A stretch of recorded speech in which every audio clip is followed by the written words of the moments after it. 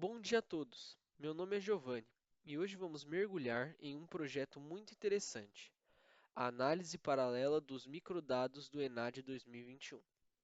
O ENAD, como muitos de vocês sabem, é o Exame Nacional de Desempenho de Estudantes, uma ferramenta fundamental para a avaliação da educação superior no Brasil, gerando um volume gigantesco de informações.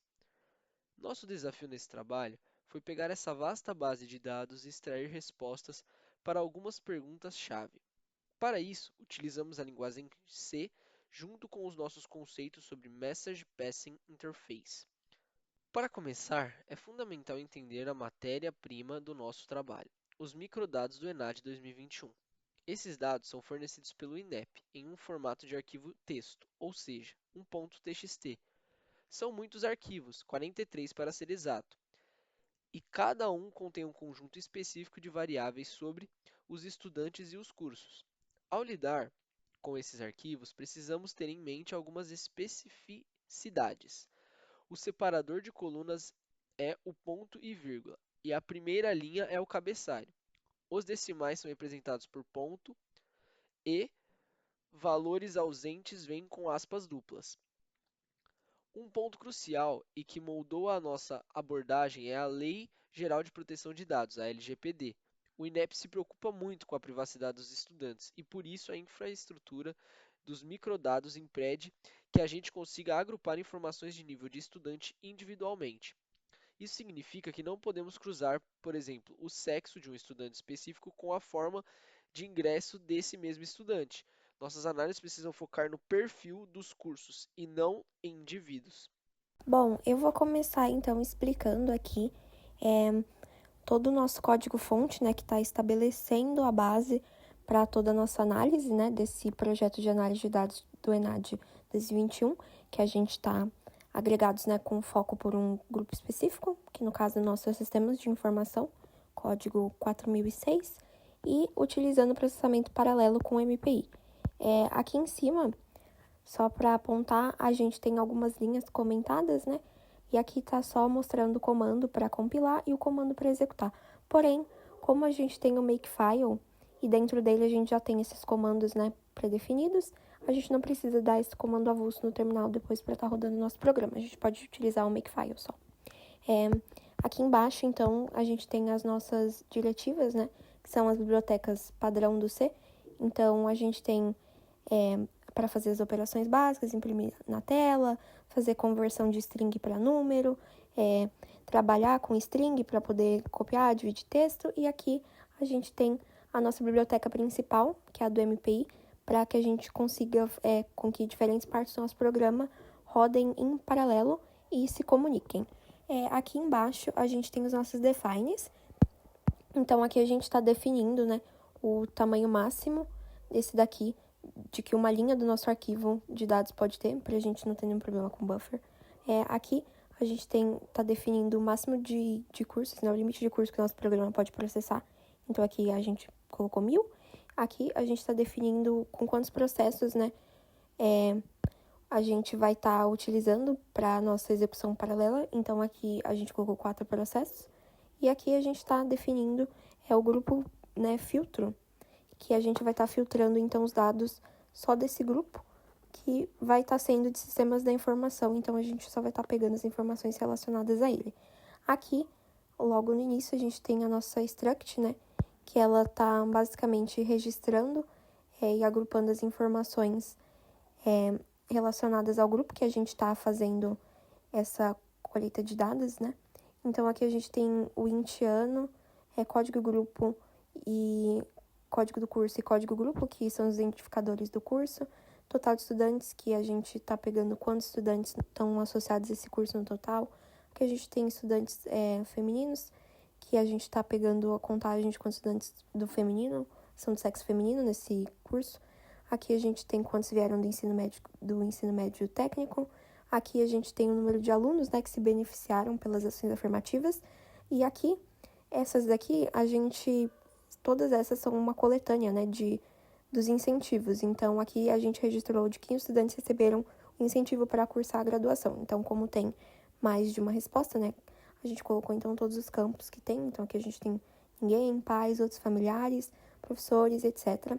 Aqui a gente tem estudantes com família superior, que são todos os alunos que têm os familiares com curso superior completo, total livros e total horas de estudo, que aqui a gente está contando, então, é a soma dos livros lidos pelos estudantes e a soma das horas de estudos semanais pelos estudantes, e a nossa struct, então, aqui é a curso dados. Logo aqui embaixo, a gente já tem a nossa primeira função, que essa função aqui, ela vai auxiliar que quando a gente tiver um código curso e a gente precisa, saber se ele já está na nossa lista de cursos e que a gente está processando ele ou em que posição ele está, ele vai ter esse vetor aqui, né? E ele vai percorrer o curso dados e ele vai encontrar o código curso. E ele vai buscar, né? E se ele achar, ele vai estar retornando a posição índice, né? Caso ele ache o código curso. E caso contrário, ele vai estar retornando -1, indicando que é um curso novo e que ele não encontrou o código curso. Então, é a alternativa que ele vai retornar -1 e vai indicar que é um curso novo. Aqui embaixo, a gente tem a nossa outra função, que é ler cursos grupos. Essa aqui é a nossa primeira função de leitura. Então, toda essa função aqui, ela é principal, né? E ela é correspondente pela leitura dos arquivos dentro da nossa pasta dados. Então, aqui ele vai estar lendo os microdados e todos os arquivos de texto dos microdados que a gente está trabalhando com ele. Ainda dentro dessa mesma função, né? Aqui a gente tem para ignorar a primeira linha, né? Porque é o cabeçalho. E descendo um pouco mais também, para cada linha do arquivo que a gente está lendo, a gente vai estar usando o strtoc, né? Para estar quebrando a linha em pedacinhos, né? Tokens, que no caso vão ser esses campos aqui separados por ponto e vírgula, para a gente estar lendo as linhas. E a gente vai estar lendo pelo ano, o código do curso e o código do grupo, para a gente estar conseguindo identificar os dados, né, desse nosso curso. Aqui a gente tem o nosso grupo, né, grupo filtro, que é correspondente ao nosso filtro de sistemas de informação, né, do código 4006, que é o curso que a gente escolheu. E aqui a gente tem, se o curso pertencer ao nosso grupo, a gente usa o buscar grupo, né, para verificar isso. E se ele ainda não, e aí se ele não pertence, né, se ele não tiver na nossa lista do buscar grupo, a gente adiciona ele na nossa estrutura cursos, que é essa aqui, que todos os campos estão inicializados com 0, para a gente conseguir receber as contagens futuras. E aqui ele está retornando o total cursos. E aqui, um pouco mais abaixo, a gente tem a função contar estudantes por curso, né? Que aqui a gente tá, o nome da função é basicamente o que ele tá fazendo. Então, ele tá lendo o arquivo de dados, né? Que são os microdados de 2021. E assim como na linha anterior, como na função anterior, ele tá pulando a linha do cabeçalho, tá lendo linha por linha. E se esse curso estiver na nossa lista de cursos de interesse, de novo aqui, ele vai incrementar no total estudantes, que é para aquele curso, né? E isso vai nos dar o número total de estudantes que estão associados por cada grupo filtrado. E aqui, por isso, então, ele vai estar contabilizando os estudantes por curso, desse curso que a gente escolheu. Aqui embaixo, a gente tem a função processar arquivo dados, que é a nossa função projetada para lidar com diferentes tipos de arquivos, né? Então, ela está recebendo o parâmetro tipo dados, e aqui dentro, então, a gente está processando, ela está lendo linha por linha, né? E o valor, ele é o correspondente ao tipo de dado que a gente está pegando. E aqui embaixo, a gente tem a nossa estrutura switch também, que a gente colocou aqui dentro para que a gente pudesse lidar com cada questão e com a implementação de todas elas. E, basicamente, essa primeira parte que eu expliquei é a preparação dos dados, né, desde a definição de como a gente vai armazenar as informações e passar pela filtragem, identificação também de cada tipo de dado. A Camila vai estar explicando, então, o resto desse código, a segunda parte dele. Ainda dentro da função processar arquivo dados, temos a variável pos, que vai armazenar o retorno da função buscar curso. Então, toda vez que a função buscar curso encontrar um curso, ele armazena aqui, e se não encontra, se pos menos que 1, então ele continua buscando o curso na próxima linha. Em seguida, temos um switch case para incrementar os dados lidos, atualizando assim cada informação. Ele lê linha a linha e, por exemplo, aqui, se caso 5, então o valor for F, o valor lido, então ele incrementa mais 1 ao estudantes femininas. Case 23, que é referente ao ensino médio cursado, e o valor B são os que cursaram o profissionalizante técnico. Se for positivo, ele incrementa mais 1. Case 21, para ações afirmativas, que as respostas eram de B a F. E a resposta A seria os alunos que não estão em ações afirmativas, então não está considerando aqui. E dentro do case 25, que é o incentivo para a graduação, a questão 25, quem incentivou o estudante para a graduação, temos um outro switch case com cada opção da resposta, para conseguir contar quem incentivou em cada opção. Então, quantos alunos o incentivo não veio de ninguém, quantos alunos o incentivo veio dos pais, outros familiares e assim por diante. O case 27 era a resposta A, era a resposta positiva para quem o aluno que tem familiar que cursou o ensino superior completo. O case 28 da resposta A até E eram referente aos livros lidos. E o case 29 da resposta A até E eram referente a quantas horas os estudantes ocuparam do seu dia se preparando para esse vestibular. Ao final do switch case, o fclose dos arquivos lidos e o return 1 para se conseguiu executar perfeitamente esse bloco de código dessa função, e se o retorno for 0, então não conseguiu, apenas para a tratativa de erro. A função processar fatias cursos soma os dados agregados de cada parte específica do curso, e também essa função que vai possibilitar alcançar o paralelismo, porque é ela que vai dividir as fatias do que será processado. Essa função não retorna nada, nenhum valor, ela vai apenas atualizar todas as variáveis. As nossas variáveis contadoras, como total estudantes, estudantes femininos, enfim. Aqui nos parâmetros nós temos o ponteiro cursos, que aponta para o endereço de cursos dados, que é a nossa struct que contém cada uma dessas variáveis contadoras. As variáveis início e fim, do tipo inteiro, delimitar o tempo de cada processo no processador. O ponteiro resultados vai apontar para o endereço de um vetor inteiro, onde ficam armazenados os resultados parciais que são calculados por cada processo para cada variável contadora. Então, assim, o que vai ser dividido aqui é o processamento de cada variável contadora.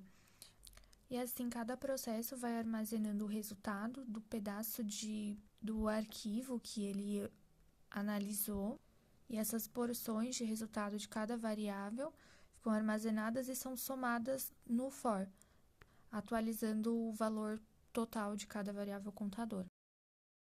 Aqui na main, começamos inicializando a biblioteca MPI, inicializando então o processo rank, que vai, naquela última função, enviar então primeiro os pré-resultados para cada arquivo, cada processo, para que cada um possa ir atualizando os novos resultados.